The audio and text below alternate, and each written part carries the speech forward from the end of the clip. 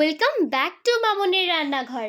আজকের আমাদের রেসিপি পেস্তা কুলফি আইসক্রিম, যেটা প্রত্যেকটা আইসক্রিম লাভারের খুব ফেভারিট। তাহলে চলুন রেসিপিটা দেখে নেওয়া যাক। সবার প্রথমেই প্যানে নিয়ে নিলাম আগে থেকে জাল দেওয়া 2 কাপ ফুল ক্রিম। দুধটা দিয়ে মিডিয়াম আঁচে আমরা আরও কিছুক্ষণ ফুটিয়ে নেব। ততক্ষণ এই পেস্তার খোসাগুলোকে ছাড়িয়ে নিচ্ছি, আর এগুলো আমরা কিছুক্ষণ গরম জলে ভিজিয়ে রেখেছিলাম যাতে খোসাটা টানলে খুব সহজেই ছেড়ে যায়।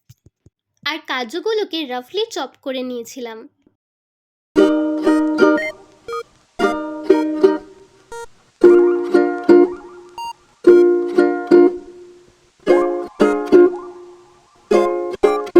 জাল দিতে দিতে কিছুটা পরিমাণ দুধটা ঘন হয়ে এলে আর একটা ছোট বাটিতে অল্প পরিমাণে দুধ তুলে নিয়ে তার মধ্যে গুঁড়ো দুধ দিয়ে ভালো করে গুলে নেব।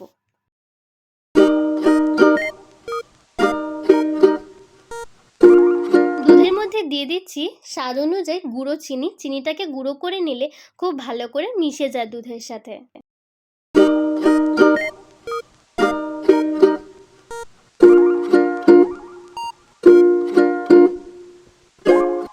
দুধের মধ্যে দিয়ে দিচ্ছি গুলে রাখা এই গুঁড়ো দুধটা, আর এটা দিয়ে দেবো পেস্তা আর কাজু।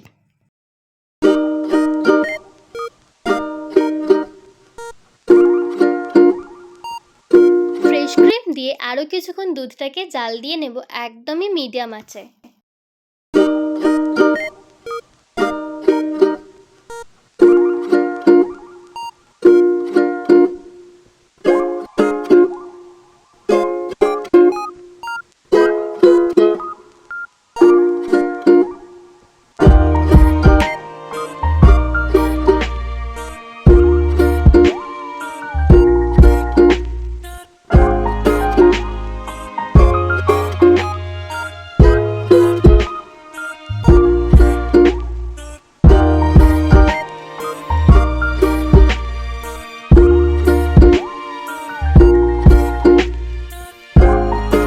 এক চামচ কর্নফ্লাওয়ার জলে গুলে দিয়ে দিচ্ছি, এতে টেক্সচারটা খুব ভালো আসবে।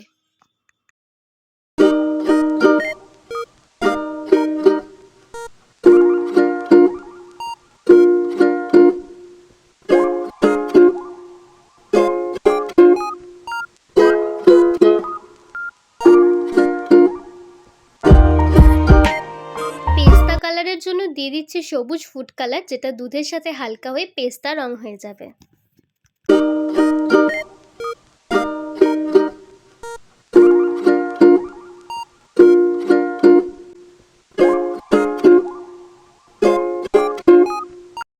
কুলফি পেস্তা আইসক্রিমের মিল্ক একদম রেডি হয়ে গেছে। ঠান্ডা করে আইসক্রিম মোল্ডে ঢেলে ওভারনাইট ফ্রিজে রেখে দিলেই আইসক্রিম একদম তৈরি হয়ে যাবে আমাদের সবার মনপসন্দ কুলফি পেস্তা আইসক্রিম।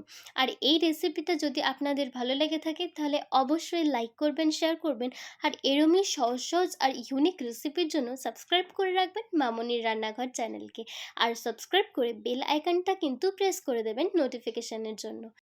আর আশা করি আমাদের রান্নাঘরের ফেসবুক পেজ মামনির রান্নাঘরকে আপনারা অলরেডি ফলো করে নিয়েছেন। Thank you for watching.